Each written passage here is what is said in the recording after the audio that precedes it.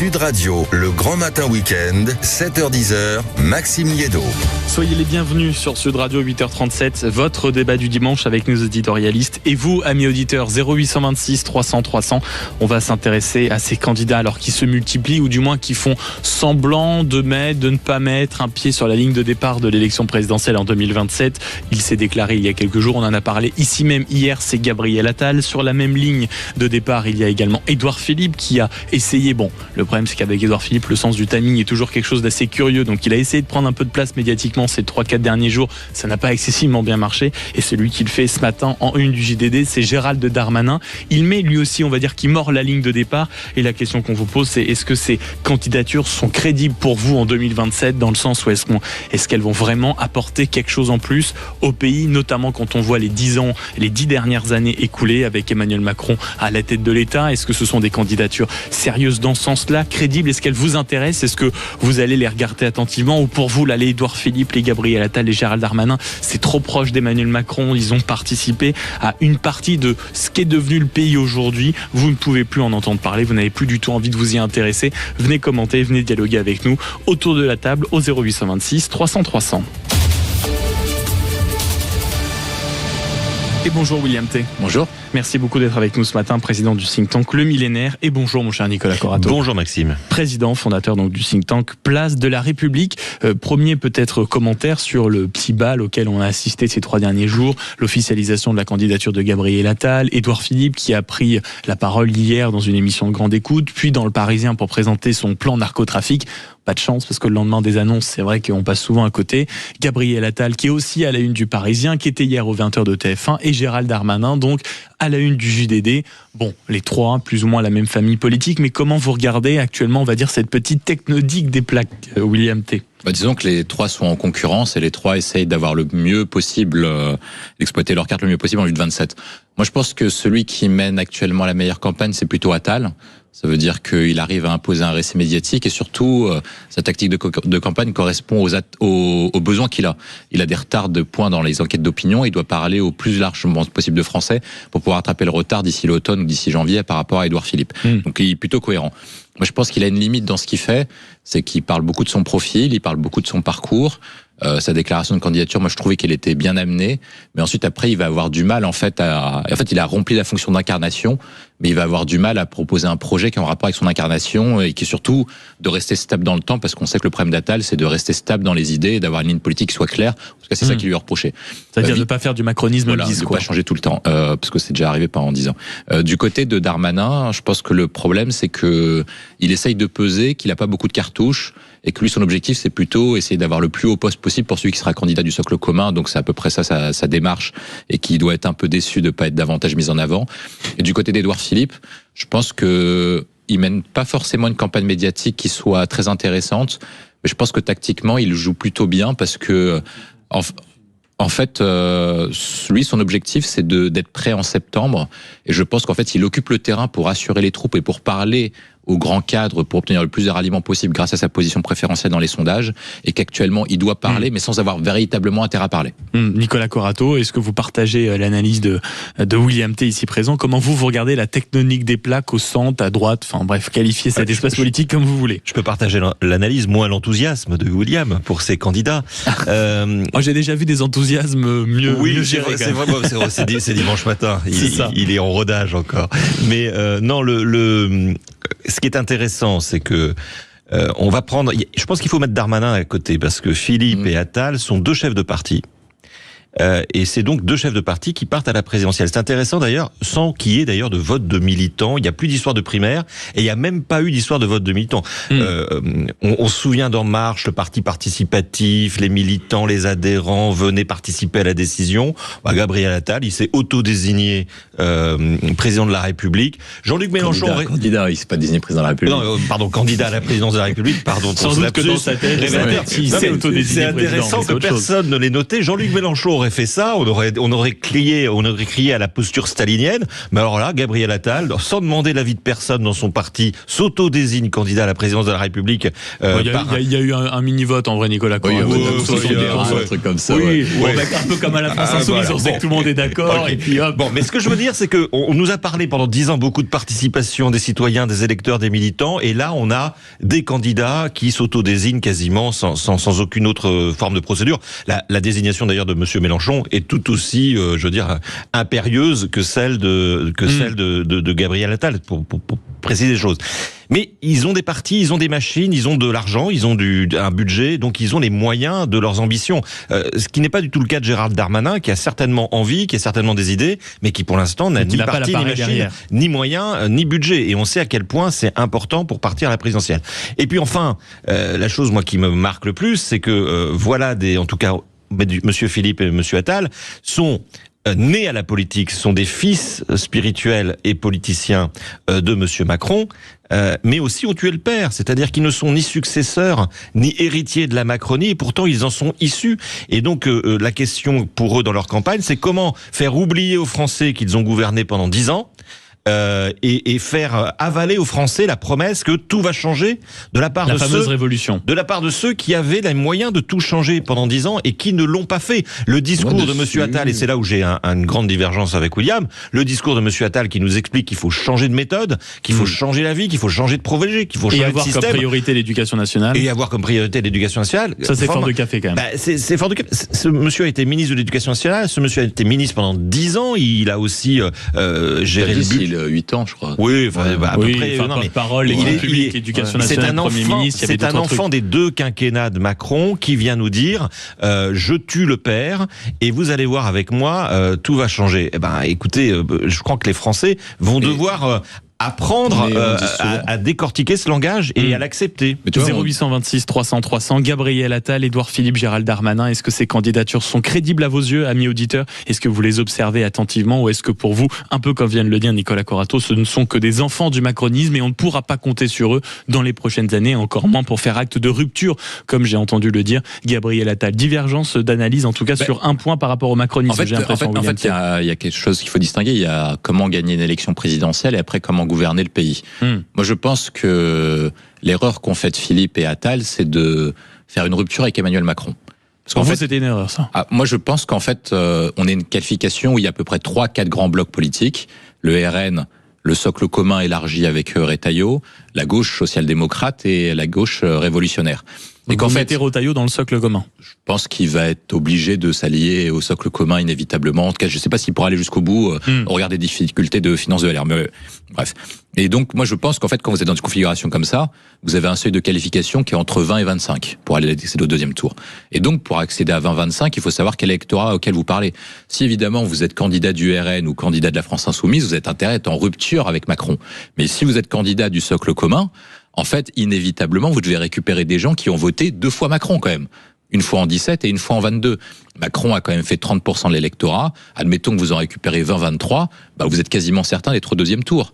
Donc moi, je pense que Édouard Philippe et Attal doivent non seulement faire un changement par rapport à Macron, parce que sinon il servira à rien dans le cadre, parce que les Français veulent toujours un changement quand il y a un changement de président de la République, mais dans le même temps, il faut quand même être héritier de Macron pour ne pas froisser ses électeurs. Et notamment, Nicolas le sait, il y a beaucoup d'électeurs de Macron qui sont à gauche et qui vont peut-être revenir à la maison, notamment avec François Hollande ou Raphaël Glucksmann, mais plutôt François Hollande de ce que j'ai compris. Mais dans ce cas-là, il y a aussi beaucoup, c'est la question qu'on se posait hier avec Gabriel Attal quand on parlait au bout d'un moment de l'élargissement du socle électoral. C'est pareil pour Édouard Philippe. Je me souviens d'une une de l'Opinion qui expliquait à quel point certains à gauche ou de gauche étaient déjà un peu tentés par Édouard Philippe. Parce que moi, je connais beaucoup de gens qui disent clairement qu'ils sont de gauche et qui disent comme le candidat de gauche est pas forcément terrible ou que sinon on doit voter pour Mélenchon, et ils vont voter pour Édouard Philippe au premier tour. Mais pour une simple et bonne raison, c'est quand vous regardez les enquêtes d'opinion, les électeurs de gauche modérés jusqu'à la droite même de Retailleau, leur première motivation de vote, c'est pas le projet, c'est pas de choisir un président de la République, c'est de choisir quelqu'un qui peut empêcher un deuxième tour, Bardella-Mélenchon.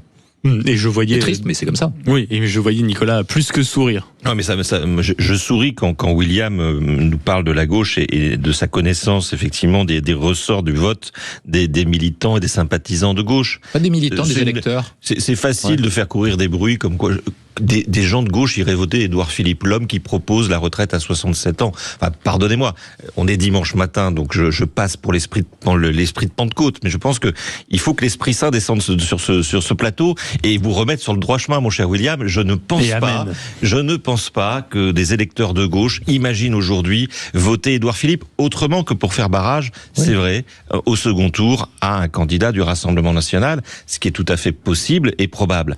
Mais aujourd'hui, la question, c'est pas ça. La question qui est posée à la droite, c'est est-ce que le candidat de ce bloc central sera au second tour ? Et la question qui est posée sur cette idée d'avoir 3 candidats et peut-être d'autres, Monsieur Retailleau qui va arriver, Monsieur Bertrand qui y pense toujours, Monsieur Bayrou dont on ne sait pas ce qu'il fera, mais pourquoi pas ? Non, mais la fragmentation de la droite, elle est à la hauteur de son niveau idéologique et de sa capacité à changer le pays. Et donc je pense qu'à un moment, il va falloir quand même que la droite se ressaisisse, parce que l'idée qu'il n'y ait pas de candidat de droite au second tour à la présidentielle n'est pas une idée farfelue. Elle est moins farfelue que l'idée que des sympathisants de gauche votent Édouard Philippe dès le premier tour. 0826 300 300 qu'envoyait Édouard Philippe, Gabriel Attal, Gérald Darmanin en 2027. Est-ce qu'ils peuvent vraiment gagner ? Est-ce que leur candidature est crédible dans le paysage actuel qu'on vient un peu de décrire, de croquer, et qui risque de se complexifier encore dans les semaines à venir ? On va continuer à en parler avec notamment Véronique au standard et Olivier. Je vous propose de marquer une très courte page de pub et on poursuit la conversation en studio et avec vous, amis auditeurs, au 0826 300 300. À tout de suite.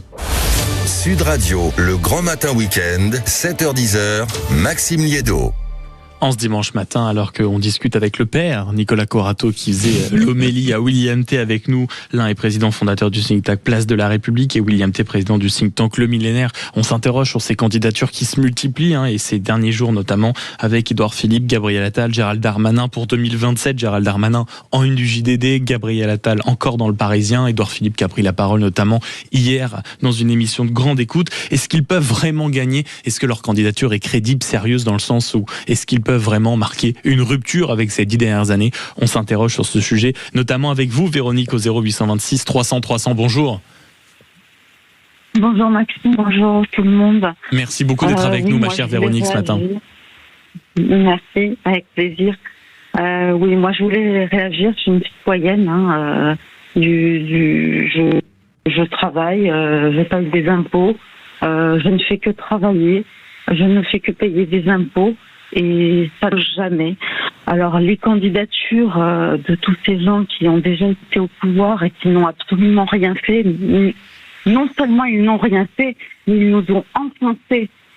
Donc aujourd'hui, moi je dis tous ces gens, pour moi, en tout cas, je parle pour moi, c'est non. Mais c'est même pas, je réfléchis, ils n'ont même pas de programme en pour fait, nous. La situation est telle pour vous, ma chère Véronique, que tous ceux qui ont participé de près ou de loin à ce qui a pu, on va dire, venir bousculer votre situation personnelle, et on l'entend aussi professionnelle, financière des dernières années, c'est hors de question que ça ressemble à quoi que ce soit de sérieux.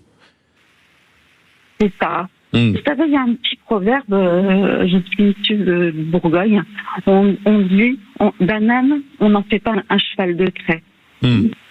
Oui, elle est connue, cette expression, ma chère Véronique, et on voit parfaitement l'idée dernière. Merci beaucoup de nous avoir appelés au 0826 300 300 avant qu'on discute de ce que vous avez dit, ma chère Véronique, en studio. Je vous propose d'aller chercher et d'aller écouter Olivier aussi. Bonjour, mon cher Olivier. Est-ce que vous êtes là, mon cher Olivier ? Ah oui, impeccable. Comment allez-vous ce matin ? Eh ben, écoutez, toujours bien, parce que chaque fois que je vous ai au téléphone, il fait beau, donc c'est parfait. Ah oui, bon alors j'espère que ce n'est pas à chaque fois lié, parce que sinon on va devoir s'appeler tous les jours, et alors là ça devient autre chose, mon cher Olivier, ça devient autre chose. Comment vous regardez, vous, cette énumération de candidatures, en tout cas récentes, les Attal, les Darmanin, les Philippe, dites-nous. Alors, je trouve que le témoignage de la personne d'avant, Gabriel, je crois, Véronique, pardon, est super éclairant sur une théorie qui est en train de se faire jour, je trouve, à savoir, si vous voulez qu'un président soit élu avec autre chose que 17 ou 18% des voix au premier tour qui représentent vraiment son socle électoral, après je vote contre le mec d'en face pour voter, comme disait quelqu'un tout à l'heure, je pense qu'il y a un nouveau groupe qui est en train de se créer, c'est les gens qui travaillent versus les gens qui bossent pas. Moi, j'étais dans un mall énorme ce week-end. J'ai discuté avec plein de vendeurs leur demandant où ils en étaient sur le chiffre d'affaires depuis le début de l'année. C'est une catastrophe. On est entre moins 10 et moins 30% sur quasiment tous les gens que vous interrogez. Le prochain qui va arriver en 10 ans, Je vais m'occuper de dire que les gens qui bossent gagnent plus que les gens qui bossent pas. Je vais faire que s'il n'y a pas assez pour tout le monde, ce soit les gens qui travaillent pour protéger les sociétés qui seront mis en avant. Et je vais faire 2-3 trucs régaliens du genre, si vous avez un squatteur chez vous, il sera éliminé en 2 jours de votre, ou 24 heures de votre maison. Et si jamais il se tue dedans, ce sera pas de votre faute, qui sont des choses aberrantes que les gens ne comprennent pas. Eh bien, feront la différence. Et je reviens juste sur votre intervenant. Je suis désolé, monsieur, j'ai oublié votre nom du think tank qui est plutôt à gauche. Monsieur Nicolas Corato. Voilà. Alors je suis pas, monsieur Corato, bonjour. Je ne suis pas spécialement Édouard Philippe, mais tant que vous continuerez à dire, pour les gens qui travaillent, bizarrement, c'est contre-intuitif, qu'on peut faire la retraite à 62 ans, alors que si vous calculez, je vais commencer à travailler entre 16 et 20 ans, je vais à la retraite à 62 ans, je vis jusqu'à 80 ans, ce qui est à peu près l'espérance de vie. Je vais passer plus de temps sans travailler à charge du pays qu'en ayant travaillé, et je vous raconte même pas les frais médicaux de 60 à 82, vous allez vous mettre à dos une quantité phénoménale de gens. Pour l'instant, ce qui marche, c'est que l'idéologie, la logique voudrait de dire qu'on est un pays riche qui pourrait, etc. Mais les derniers mois et même les dernières années montrent qu'on n'est plus du tout un pays Donc riche. si je vous entends bien, Olivier, tous ceux qui ont plus ou moins participé à l'état, ou en tout cas ce que vous constatez vous du pays depuis quelques années, saignette, un peu comme Véronique à l'instant, et vous dites surtout on va dire la chose sur laquelle vont se concentrer de plus en plus de gens, c'est la forme économique qui est pour vous on va dire la limite, la confrontation d'une certaine manière politique, j'entends, va se faire entre les gens qui bossent et les gens qui ne bossent pas d'une certaine manière, ceux qui bossent beaucoup, et ce que beaucoup, en tout cas à droite, appellent les assistés. Nicolas Corato, sachant que vous avez eu un bref dialogue avec Olivier, qu'est-ce que vous pensez de ce qui a été dit ?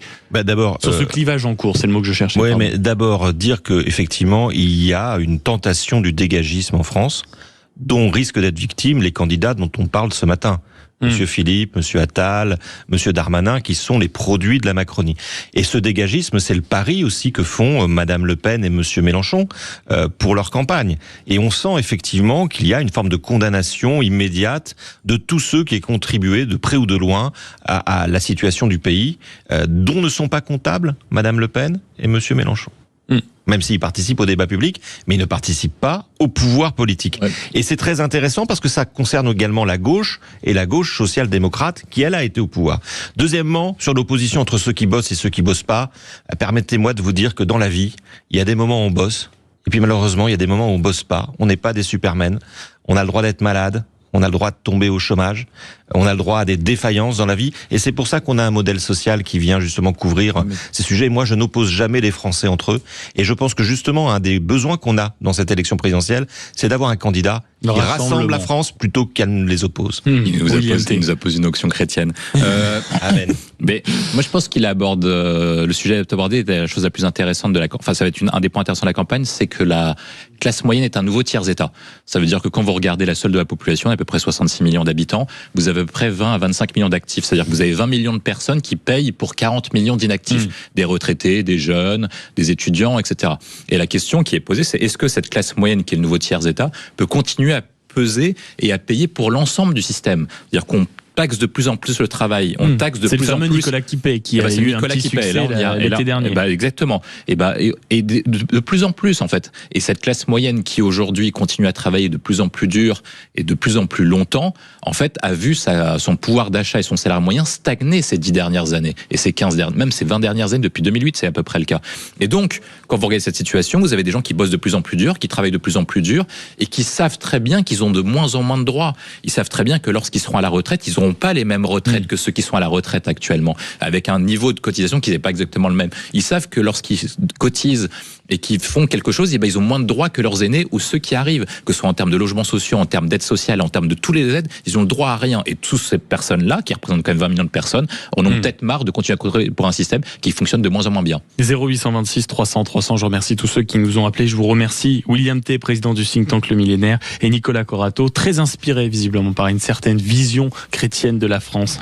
Le dimanche matin, mon cher Nicolas, président, donc fondateur du think tank Place de la République. Merci beaucoup d'avoir été dans ce studio, messieurs, et merci d'avoir participé aussi, d'avoir été nombreux à voter, notamment sur le site et les réseaux sociaux de Sud Radio. Dans un instant, le rappel des titres, bien sûr, la revue de presse et le Café des Sports, largement consacré, bien sûr, à ce que vous avez pu suivre hier sur Sud Radio, à savoir le sacre de l'UBB, bien sûr, en Champions Cup.